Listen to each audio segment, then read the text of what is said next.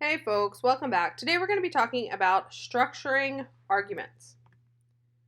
So let's begin with talking about reasoning and the two types of reasoning.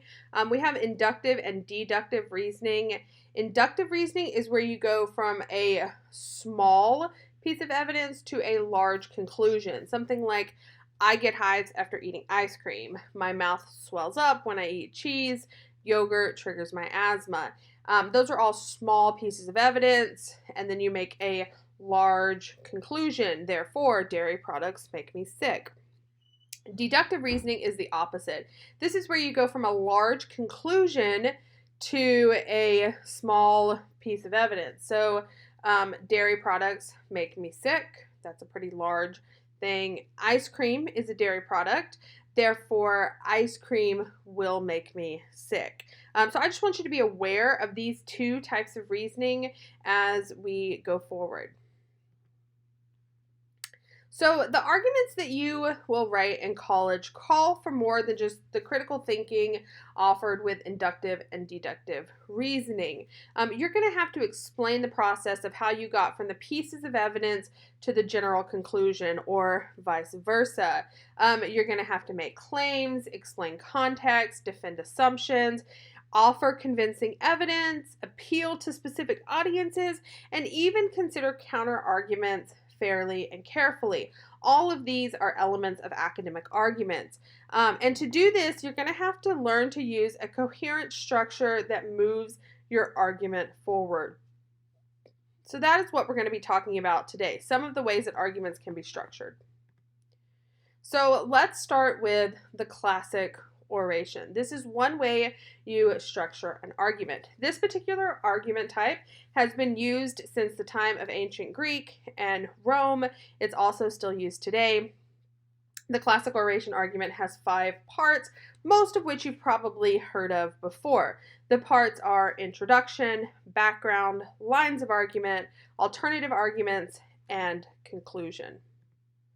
So in the introduction, you're really going to work to sort of gain your reader's interest and willingness to listen. Usually your introduction will indicate your qualifications to write about your topic, and usually a good introduction in a classic oration argument will establish some sort of common ground with your audience. You also want to demonstrate that you're fair and even-handed, and then the last thing in a classic oration argument will be your claim or your thesis.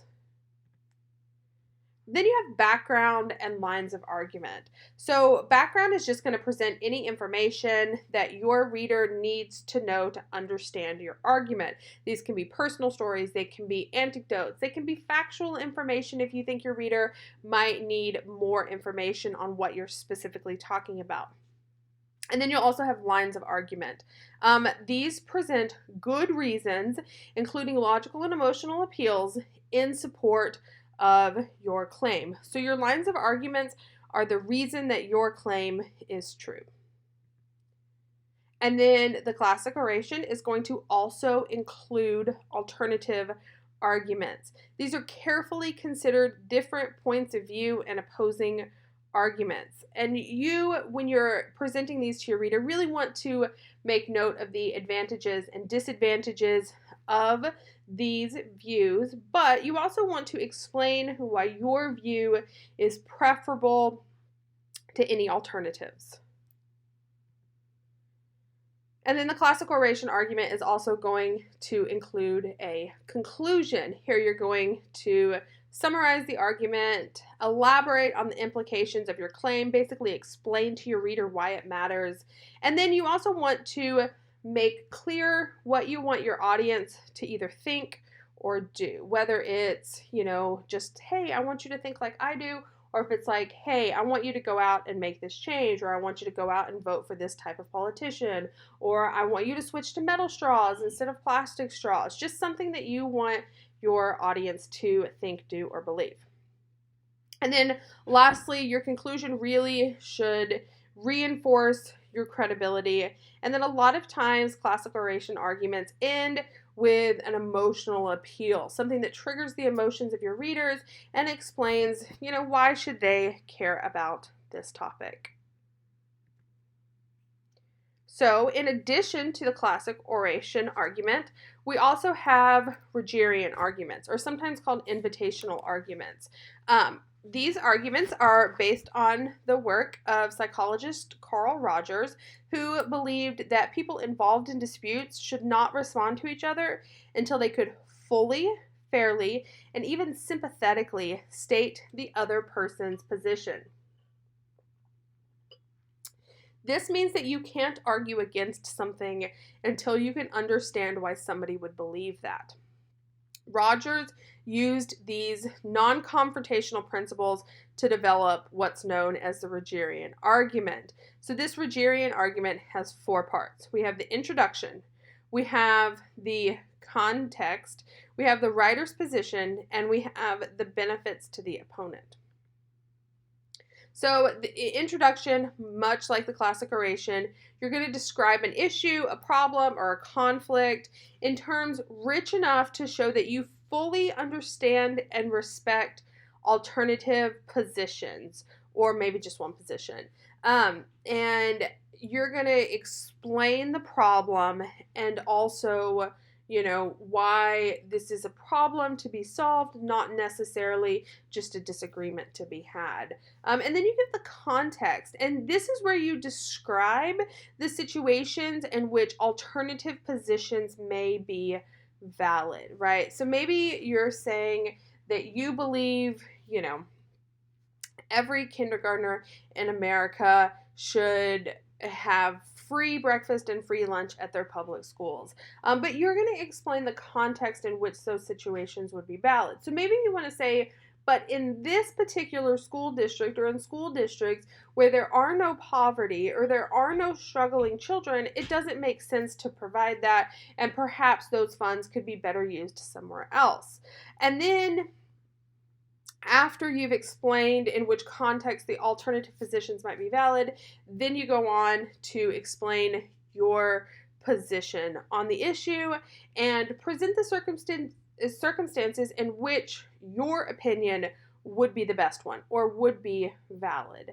And then the last thing in a Rogerian argument is the benefits to the opponent. So this is where you say, if you would just come over to my side, this is how it would benefit you or benefit our culture or society or whatever. And this is where you provide all the information where you're like, really, I think this would help you out.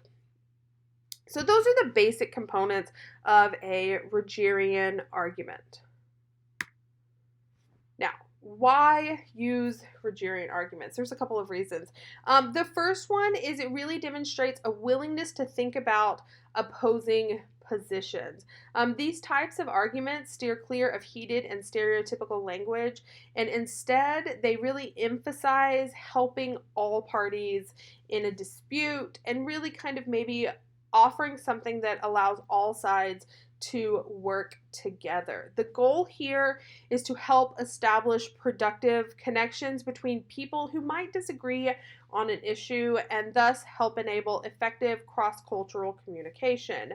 A lot of times Rogerian arguments resemble a really good two-way conversation where people are sharing their ideas in a safe space, maybe a free-range dialogue, and it looks more like that than it does maybe necessarily a straight line from your introduction to your conclusion, bulldozing through your opponent, explaining why you are right and they are wrong.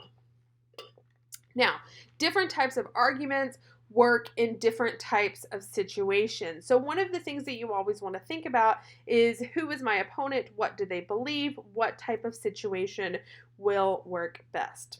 Or what type of argument will work best? And then the last structure of argument that we're going to look at is called the Toulmin Method. The Toulmin Method is a method of argumentation that really seeks to acknowledge the sort of complications of life. The Toulmin Method says, yeah, we understand that things are rarely black or white. And it really seeks to qualify or quantify arguments using words like sometimes or often or presumably or unless, almost, things like that. While this method of argumentation is not as airtight as formal logic or classic oration, it is definitely a powerful tool, and for the most part, it's the most practical tool for understanding and shaping arguments in the real world.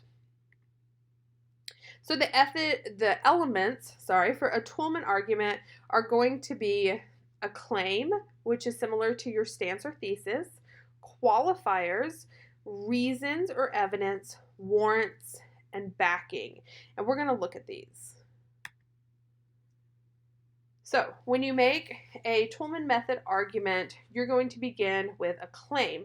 This is a statement that is debatable and controversial.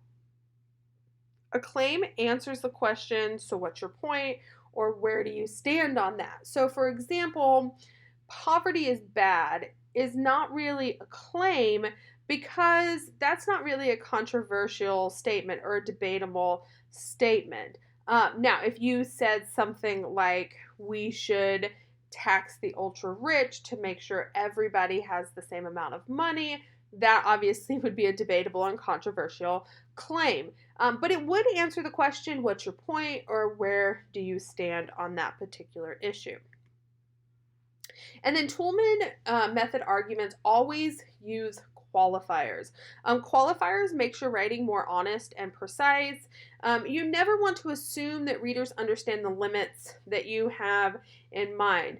Spell them out as precisely as possible. So if we're talking about equality, right, and how we want equality for all people in our nation, maybe that doesn't necessarily mean that everybody drives the exact same type of car or has the exact same type of job. You want to explain exactly what you mean by that. And you want to explain in which cases something is applicable. There's a lot of terms here. All of these are examples of qualifiers that you could use in a Toulmin method argument. And then after your qualifiers, you will have reasons or evidence. So this is how you back up your claim, right? This is why your claim is true. So these can be personal experience, it can be anecdotes or stories about others, it can be facts, logic, data, things like that, quotes from authorities, that sort of stuff. So all of the same types of reasoning or evidence that you would put in any other type of argument, you're still going to include it in your Toulmin method argument. And then warrants. So a warrant is essentially the logical and persuasive connection between your claim and your reason. So it answers the question, how exactly did I get from this data to the claim? Sometimes a warrant will be obvious, and even if it seems obvious to you, you still want to state it clearly for your reader. So, for example, if I said, don't eat that mushroom, it's poisonous. There are a couple of things in here. First of all, there's a reason or a piece of data. It's mushroom. There's, a claim, I don't want you to eat that mushroom. And then there's also a warrant here, a connection. Now, the connection is that anything that is poisonous should not be eaten, right? But I didn't specifically say that. And a lot of times, authors assume, well, they should just figure it out. Don't eat that mushroom. It's poisonous. If I were to include the warrant, it would look something like, don't eat that mushroom. It is poisonous. You should not eat poisonous things. Excuse me. A lot of times it won't be this simplistic in your writing. And so even if you feel like obviously they get it, just go ahead and spell it out for them. And then backing. After your argument has been outlined, the richest and most interesting part of the writer's work is backing. This is where you offer support and you make those warrants and those claims. Now, part of developing an academic argument is really understanding what type of argument best fits your particular situation. And it may not be the same for every essay you write or every argument that you make. You want to understand, okay, in this particular class for this particular topic, this is the best type of argument to make. So I've given you 3 types of arguments today. I really want you to think about which one is going to work best for you, for your topic. The next essay project that we'll be working on will be an argument, and you'll get to pick one of the 3 styles that I just went over. As always, if you have any questions about this, please don't hesitate to ask. You can send me an email. You can ask on the class discussion board. If there's something that you need more clarification on or you just need a little bit more help with, please don't hesitate to reach out. You guys have a great day, and I will see you soon.